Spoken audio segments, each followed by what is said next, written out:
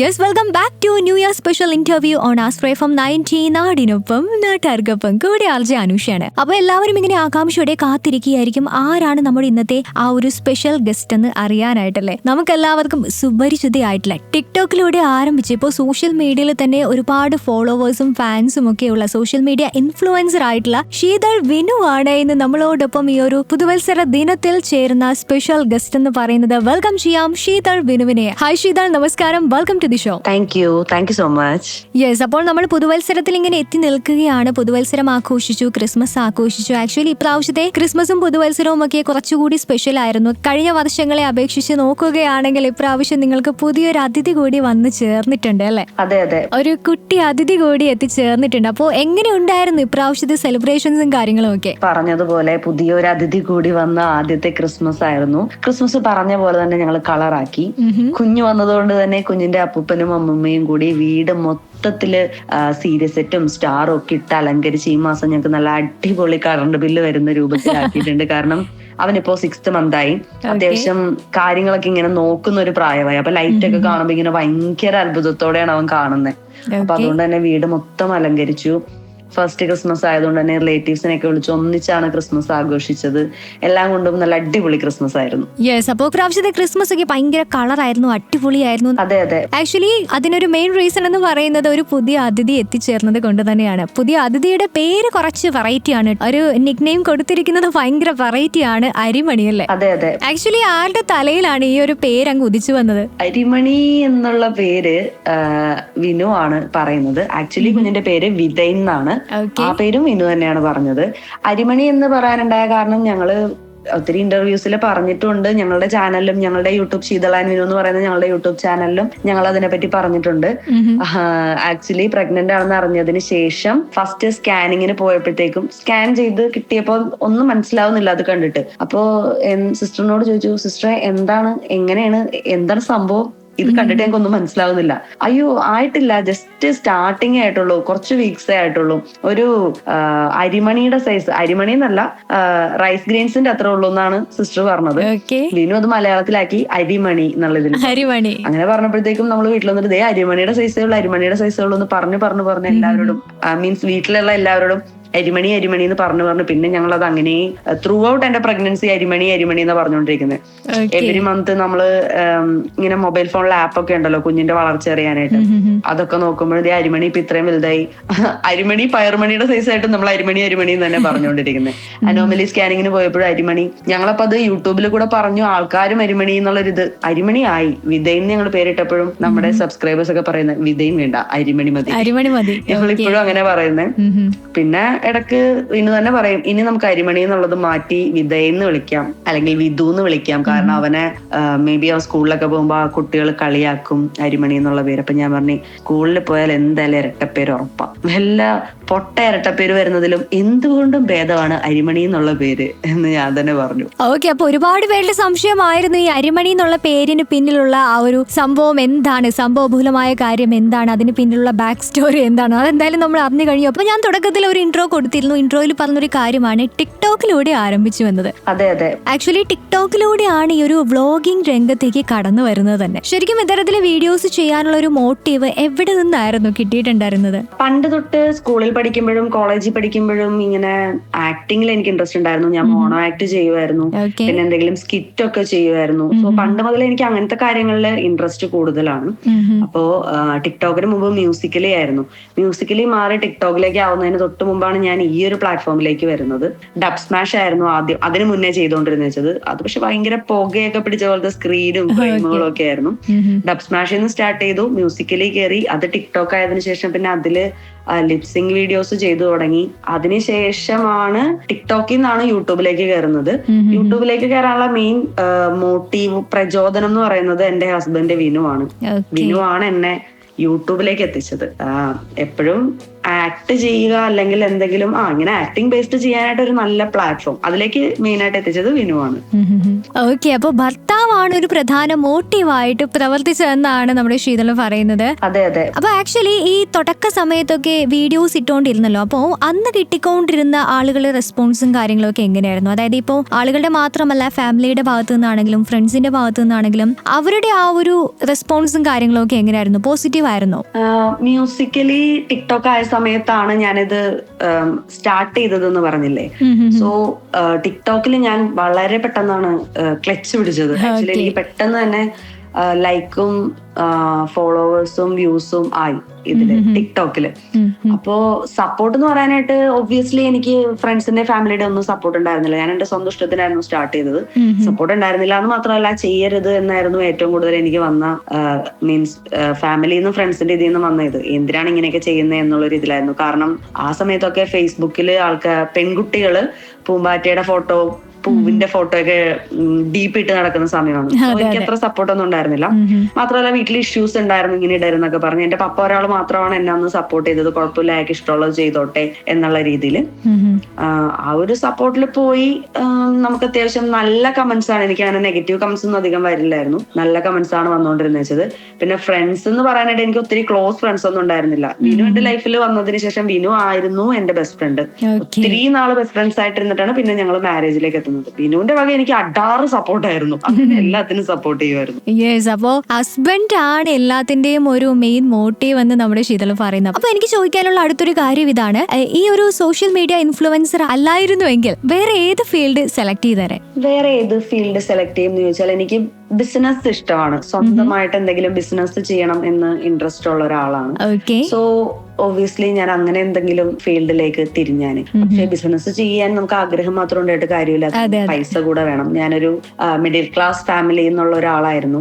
So അതുകൊണ്ട് തന്നെ എനിക്ക് ആ സമയത്ത് അതിനുള്ള ത്രാണി ഉണ്ടായിരുന്നില്ല. അതുകൊണ്ട് തന്നെ എന്റെ ഫാമിലി പഠിപ്പിക്കാൻ വിട്ടത് എന്നെ അക്കൗണ്ടന്റ് ആകാനായിരുന്നു. ഞാൻ അക്കൗണ്ടന്റ് ആയി കുറെ നാളൊക്കെ വർക്ക് ചെയ്തു. എനിക്ക് തീരെ താല്പര്യമില്ലാത്ത ജോലിയായിരുന്നു. പിന്നെ വിനു ലൈഫിൽ വന്നതിന് ശേഷം വിനു എന്നോട് പറഞ്ഞു, തനിക്ക് ഇഷ്ടമുള്ള കാര്യങ്ങൾ താൻ ചെയ്യുക എന്ന് പറഞ്ഞതിന്റെ പിറ്റേ ആഴ്ച തന്നെ ഞാൻ അക്കൗണ്ടിങ് ഫീൽഡിൽ നിന്ന് മാറി. വിനു എന്നെ ഒത്തിരി സപ്പോർട്ട് ചെയ്തു. യൂട്യൂബ് ഇതൊക്കെ പോകാനായിട്ട് അവനാണ് എനിക്ക് കാര്യങ്ങളൊക്കെ പറഞ്ഞു തന്നതും അതിന്റെ സാധ്യതകൾ പറഞ്ഞു തന്നതും. സോ ഞാൻ എന്റെ ആ പാഷൻ ഫോളോ ചെയ്തു. അത് തന്നെ ഇപ്പൊ ഞാൻ പ്രൊഫഷനായിട്ടും ചെയ്യുന്നു. ഒപ്പം ഞാനിപ്പോ ബിസിനസ്സും ചെയ്യുന്നുണ്ട്. എനിക്ക് ഇഷ്ടപ്പെട്ട വേറൊരു മേഖല ഞാൻ പറഞ്ഞ പോലെ ബിസിനസ് ആണ്. സോ രണ്ടും ഇപ്പൊ ചെയ്യുന്നുണ്ട്. യെസ്, നമുക്ക് ഇഷ്ടപ്പെട്ട കാര്യങ്ങൾ ചെയ്യുക, അത് നമ്മുടെ പാഷൻ തന്നെ നമ്മുടെ ഒരു ജോബായിട്ട് കിട്ടുക എന്ന് പറയുന്നതിനേക്കാൾ ഉപരി സന്തോഷം നൽകുന്ന അല്ലെങ്കിൽ സമാധാനം നൽകുന്ന, സാറ്റിസ്ഫാക്ഷൻ നൽകുന്ന മറ്റൊരു കാര്യമില്ല. അതെ അതെ. ആക്ച്വലി ഈ ഒരു മേഖലയിലേക്ക് വന്നതിന് ശേഷം, ഈ ഒരു സോഷ്യൽ മീഡിയ ഇൻഫ്ലുവൻസർ ആയിട്ട് വന്നതിന് ശേഷം, വീഡിയോസ് ഒക്കെ ഇട്ട് തുടങ്ങിയതിന് ശേഷം എന്തെങ്കിലും സൈബർ ആക്രമണങ്ങൾ നേരിട്ടതായിട്ട് വന്നിട്ടുണ്ടോ? അങ്ങനെ എന്തെങ്കിലും നെഗറ്റീവ് എക്സ്പീരിയൻസ് ഉണ്ടായിട്ടുണ്ടോ? ഇല്ല, സൈബർ ആക്രമണം എന്നുള്ള രീതിയിൽ ഇതുവരെ എനിക്ക് ഫേസ് ചെയ്യേണ്ടി വന്നിട്ടില്ല.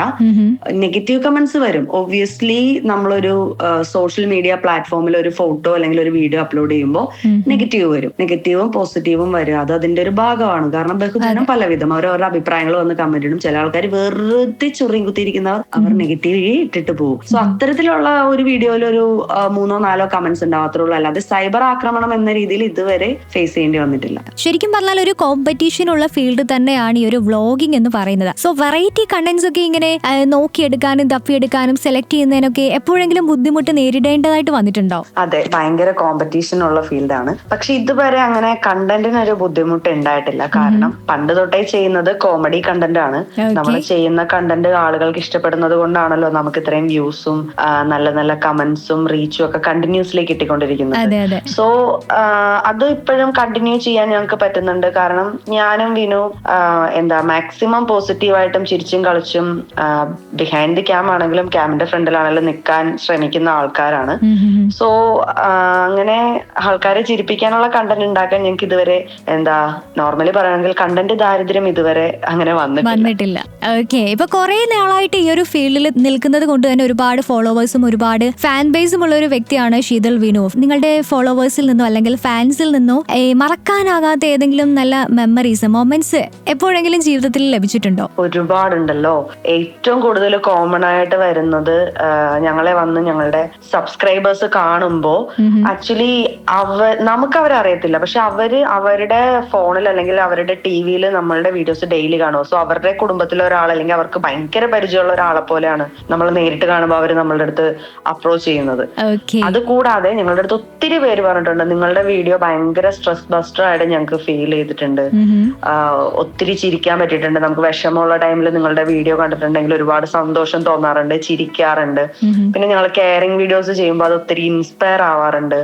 അങ്ങനെ ഒത്തിരി ആൾക്കാർ നേരിട്ട് പറയുമ്പോൾ നമുക്കത് ഭയങ്കരമായിട്ട് ടച്ച് ചെയ്യുന്ന കുറെ കാര്യങ്ങളാണ് നേരിട്ട് അത്തരത്തിൽ ആൾക്കാർ പറയുമ്പോൾ. ഈ ഒരു ഫീൽഡിലേക്ക് വന്നതിന് ശേഷം, ഈ ഒരു സോഷ്യൽ മീഡിയ ഇൻഫ്ലുവൻസർ ആയിട്ട് മാറി ഒരുപാട് ആളുകൾ അറിയപ്പെട്ടതിന് ശേഷം എന്തൊക്കെ പോസിറ്റീവായിട്ടുള്ള കാര്യങ്ങളാണ് ജീവിതത്തിൽ വന്നിട്ടുള്ളത്? അതുപോലെ തന്നെ നെഗറ്റീവായിട്ടുള്ള എന്തെങ്കിലും കാര്യങ്ങളിലൂടെ കടന്നു പോകേണ്ടതായിട്ട് എപ്പോഴെങ്കിലും വന്നിട്ടുണ്ടോ? പോസിറ്റീവായിട്ടുള്ള കാര്യങ്ങൾ എന്ന് പറഞ്ഞാൽ ഇത് തന്നെ, ആളുകൾ നമ്മളെ തിരിച്ചറിയുന്നു. ഈ ഒരു ഫീൽഡ് അല്ലായിരുന്നെങ്കിൽ നമ്മൾ ആരറിയാന്, ഞങ്ങളുടെ വീട്ടുകാര്, കുറച്ച് റിലേറ്റീവ്സ്, അവര് വഴി അറിയുന്ന കുറച്ച് റിലേറ്റീവ്സ്, കൂടെ പഠിച്ചവർ, അങ്ങനെ നമുക്ക് എല്ലാവർക്കും ഉള്ള ഒരു സർക്കിള്.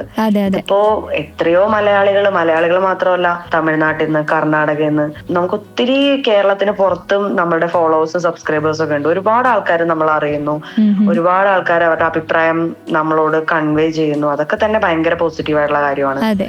പിന്നെ പോസിറ്റീവായിട്ടുള്ള കാര്യം പേഴ്സണലി പറയുവാണെങ്കിൽ എനിക്ക് വിനുവിനെ കിട്ടിയത് ഈ ഒരു ഫീൽഡിൽ നിന്നാണ്, മീഡിയ ഫീൽഡിൽ നിന്നാണ് ഞങ്ങൾ രണ്ടുപേരും തമ്മിൽ പരിചയപ്പെടുന്നത്. എന്റെ ലൈഫിൽ ഏറ്റവും വലിയ പോസിറ്റീവ് എന്ന് പറയുന്നത് തന്നെ എന്റെ വിനു ആണ്. പിന്നെ പോസിറ്റീവ് ആയിട്ടുള്ള കാര്യം, പിന്നെ വിനു ആ ഒരു ഫീൽഡിൽ നിന്ന് വന്നത് പിന്നെ എന്റെ ലൈഫിൽ ഒത്തിരി മാറ്റങ്ങൾ വന്നിട്ടുണ്ട്. ഞാൻ ഇൻട്രോവേർട്ട് അല്ല, പക്ഷെ എന്റെ ലൈഫ് ഒരു ഇൻട്രോവേർട്ട് പോലെ ആയിരുന്നു. ഞാൻ ഒറ്റ മോളായിരുന്നു. അതുകൊണ്ട് തന്നെ എന്നെ ഭയങ്കര ലിമിറ്റേഷൻസിലാണ് ഞാൻ വളർന്നു വന്നത്. വിനു എന്റെ ലൈഫിൽ വന്നേ പിന്നെ ഞാൻ ഇത്രയും നാൾ എനിക്ക് കിട്ടാതിരുന്ന ഒരുപാട് കാര്യങ്ങൾ, എന്താ പറയാ, ഒത്തിരി ട്രാവൽ ചെയ്യാനാണെങ്കിലും എനിക്കിഷ്ടമുള്ള കാര്യങ്ങളെല്ലാം ചെയ്യാൻ എന്നെ വിനു സപ്പോർട്ട് ചെയ്യും. എനിക്കത് ഇതിൽ നിന്ന് കിട്ടിയ ഒരു പോസിറ്റീവ് ഇതായിട്ടാണ് ഞാൻ കാണുന്നത്.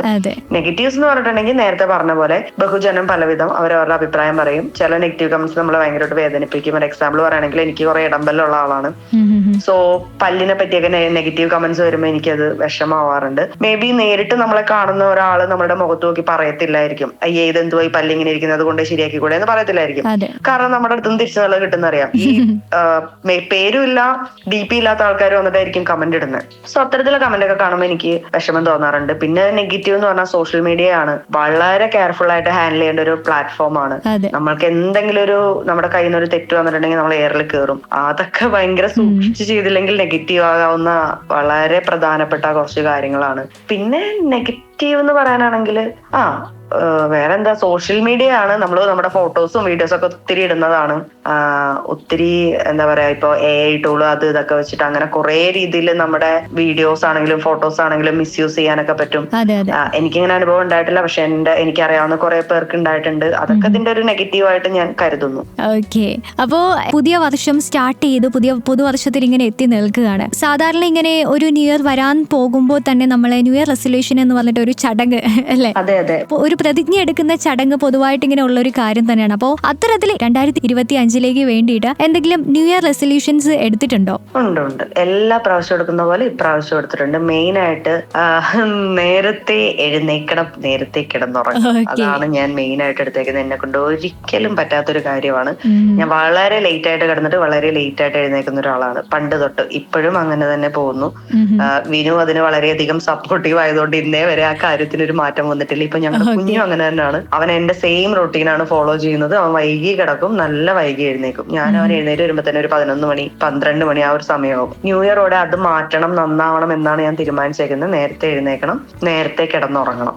ഓക്കെ, അപ്പൊ എന്തായാലും ന്യൂ ഇയറിൽ എടുത്തിരിക്കുന്ന ആ ഒരു റെസൊല്യൂഷൻ എന്തായാലും നടക്കട്ടെ അല്ലെ, പ്രാവർത്തികമാകട്ടെ എന്ന് തന്നെ ആശംസിക്കുകയാണ്. അപ്പൊ എന്തായാലും ശീതൾ, ഒരുപാട് സന്തോഷമുണ്ട്. ഇത്രയും നേരം ഒരുപാട് തിരക്കിനിടയിൽ നിന്നുകൊണ്ടാണെങ്കിലും നമുക്കൊരു ഇന്റർവ്യൂ തരാനായിട്ട് മനസ്സ് കാണിച്ചു. ഇത്രയും നേരം നമുക്ക് വേണ്ടി ടൈം സ്പെൻഡ് ചെയ്തു. അപ്പൊ എന്തായാലും ഒരുപാട് സന്തോഷമുണ്ട്. ഒരിക്കൽ കൂടി നല്ലൊരു പുതുവത്സരത്തിന്റെ ആശംസകൾ ശീതളിനും ഫാമിലിക്കും അറിയിക്കുകയാണ്. And thank you so much. Thank you so much. Wishing you the same. നമ്മളെ കേട്ടുകൊണ്ടിരിക്കുന്ന എല്ലാവർക്കും, നിങ്ങൾക്കും നിങ്ങളുടെ ക്രൂവിനും എല്ലാം എന്റെയും എന്റെ ഫാമിലിയുടെ വകയും ഹാപ്പി ന്യൂ ഇയർ വിഷ് ചെയ്യുന്നു. Thank you so much. Yes, അപ്പോൾ ഈ ഒരു ന്യൂ ഇയർ സ്പെഷ്യൽ ഇന്റർവ്യൂവിൽ എന്നോടൊപ്പം ചേർന്ന special guest social media influencer ആയിട്ടുള്ള ശീതൾ വിനു ആയിരുന്നു. അപ്പോൾ എന്തായാലും ഇന്റർവ്യൂ വൈൻഡപ്പ് ചെയ്ത് ഞാൻ ടാറ്റാ ബൈ ബൈ പറയുകയാണ്. അപ്പോൾ ന്യൂ ഇയർ ആയതുകൊണ്ട് തന്നെ ഇനിയും ഒരുപാട് അടിപൊളി സ്പെഷ്യൽ പ്രോഗ്രാംസും പാട്ടുകളും ഒക്കെ ബാക്ക് ടു ബാക്ക് ആയിട്ട് വരാനുണ്ട്. So keep on listening to astray from 90 നാടിനൊപ്പം നാട്ടാർക്കൊപ്പം.